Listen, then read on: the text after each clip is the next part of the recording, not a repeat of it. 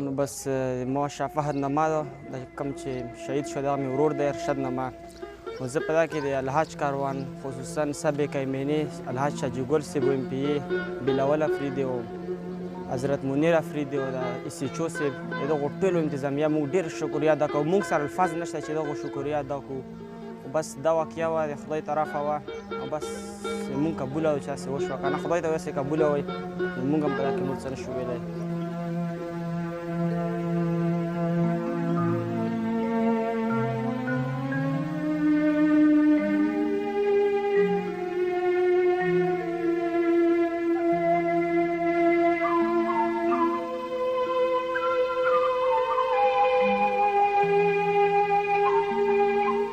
دا خو داسې وه چې د ماشومانو د کرونا وایرس د وجې نه خلک په کورو کې ناست وو او سکولونو چوټیانې وې نو دو بس چې ته سیر دپاره ملګریو سره ویلي وو تره زامن وو هغه وو چې غره نه خېجو بس په غره کې سره ماړې ماړې خوړلې ناستا کړی بیا دوه درې کسه ته پاتې شوي دا یو ته بس هغه شوی و دې وجې نه بس موږ دغو خلکو د ما د علي ماجد عزیزانو سره جنډا خیلو برید خیلو د الحاج حاجي صاحب کاروان چې کوم الحاج په خپله بېګا موږ له راغلی او ډېر یې مطمئن کړو نو دغو ټولو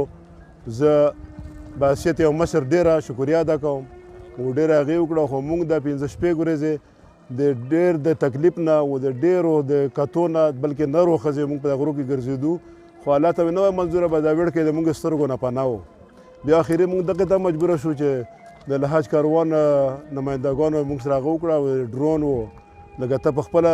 ډرون هغه هم موږ وکړو خو بس هغه نه پیداوېدی و نن یو ماشوم ویړ کوو چې غره راوخوته وایي هغې وجې نه بس پیدا شو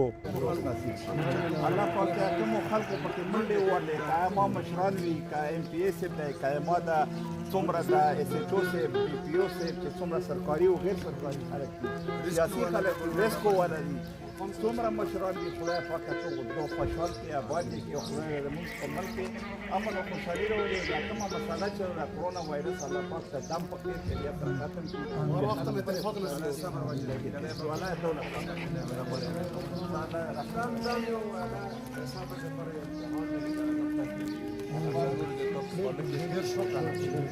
ځکه چې هر څه الله یې موږ امانت دغه نمبر کې په موږ ویلي او چې کوم ځای کې مقرر یا بدلېږي خپله ویې راغله